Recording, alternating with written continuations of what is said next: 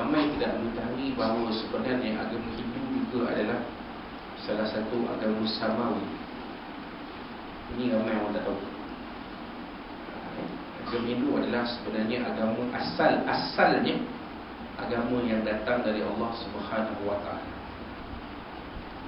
Asal.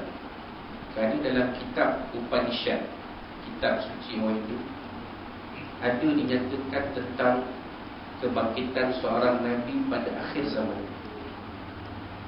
Maknanya kalau kitab itu karangan manusia biasa, dia tak cerita benda ni.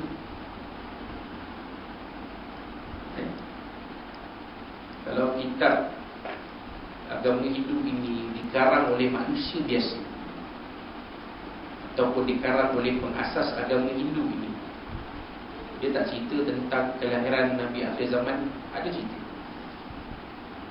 Ada itu menandakan agama Hindu asalnya ialah agama samawi, agama dari Allah Subhanahu Wa Taala.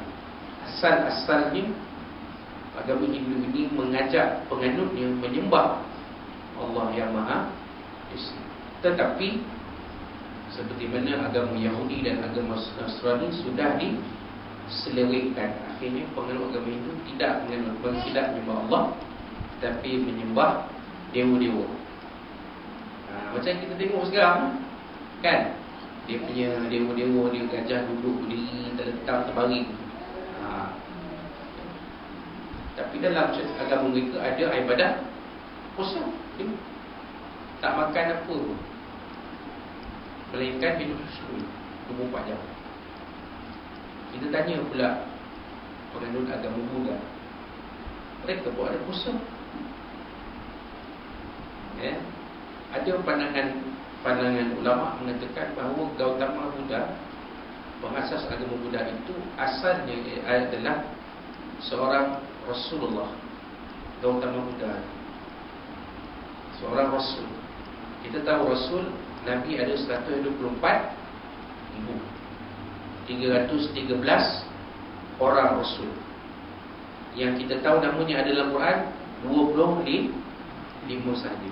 Yang lagi yang berbaki banyak, 200 lebih, 300 lah. Ya, kita kata 200 lebih lah, hampir 300. Yang lain Rasul.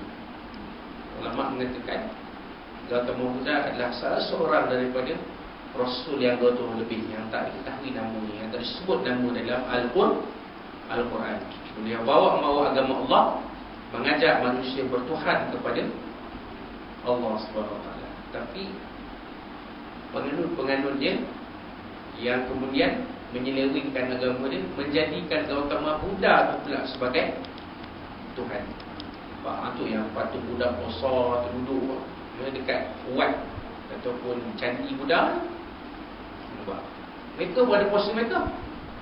Apa puasanya? Puasa vegetarian. Tak boleh makan daging, tak boleh makan ikan, hanya boleh makan sayur saja. Itu agama Buddha. Agama Kristian yang kita tahu semenjak dulu-dulu juga merupakan agama samawi, agama Allah. Buat ada puasa dia. Itulah Allah Ta'ala kata kama kutiba alal ladzina min qablikum. Sebenarnya ibadah puasa bukan ibadah baru. Ia adalah ibadah yang telah disyariatkan kepada manusia terdahulu. Disyariatkan kepada kita ibadah puasa, tetapi ibadah puasa dalam agama Islam yang merupakan agama paling sempurna Allah Ta'ala turunkan kepada manusia, ibadah puasa ini tidak membebankan manusia, tetapi banyak memberi kebaikan kepada manusia. Dari segi dalaman dia, menjana ketakwaan kepada Allah SWT. Dari segi fizikal dia, menyihatkan tubuh badan. Nabi SAW bersabda, sumu tasrifu, puasalah kamu, niscaya kamu sihat. Orang yang ada penyakit 4 serangkai, 3 serangkai, kalau dia berpuasa, kalau dia kena kecemasan, dia berpuasa, kadar gula dalam badan akan turun. Kalau dia ada darah tinggi, tekanan darah dia akan turun. Kalau dia ada penyakit jantung, kolesterol dalam badan dia akan turun.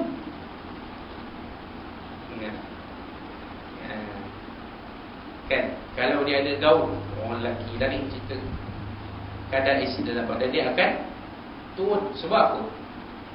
Kerana tatkala dia berpuasa, dia tidak mengambil sebarang makanan. Tapi selama beberapa jam, kan? Kalau di Malaysia ni dalam lebih kurang 13 jam, dari terbit fajar sampai terbenam matahari. Kalau di Mekah Madinah sekarang sekitar 15 jam. Ya dah. Subuh pukul 4, Maghrib pukul 7, tak 15 jam tu. Siang, malam 9 jam kan. Kalau di Brazil sekarang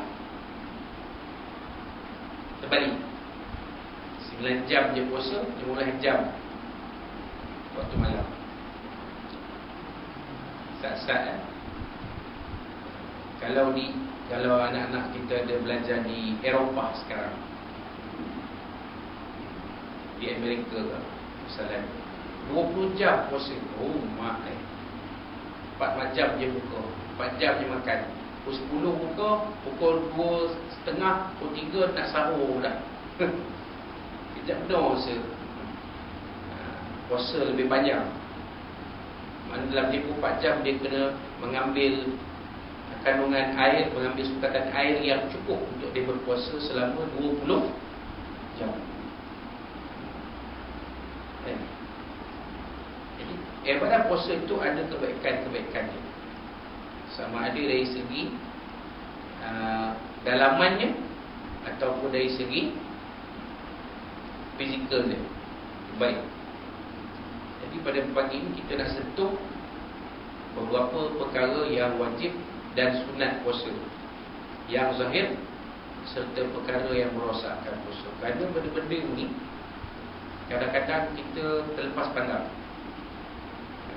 Kalau kita nak cerita tentang konsep puasa, kelebihan keberkatan puasa, benda ni dah mengata, dah cerita. Tak payah buat kuliah Ramadan di surau ni. Kita boleh buka TV 5.30, tengok TV Al-Hijrah, cerita pasal kelebihan puasa, tentang keberkatan puasa. Itu semua ya, untuk buih hebat-hebat kan. Kita boleh tengok TV 5.30. Tapi pada pagi ini kita nak sentuh perkara yang wajib dan sunat puasa yang zahir, ya, serta perkara yang merosakkan puasa. Benda ni kita kena ulang kaji balik. Walaupun nampak macam fardu ain, tapi penting kita ulang kaji supaya kita boleh memperbaiki puasa kita. Kenapa? Nabi SAW mengatakan tentang Ramadan, awaluhu rahmah. Awal Ramadan yang sepertiga awal Ramadan, sepertiga Ramadan yang pertama, rahmat dari Allah SWT. Kan Allah Ta'ala beri kekuatan. Walaupun pagi ni waktu ni bulan Ramadan ni memang macam tu. Ni dia. Kalau perempuan tak ada apa kerja pun kat rumah pagi ni, baca Quran 2 muka, Quran baca dia 10 muka.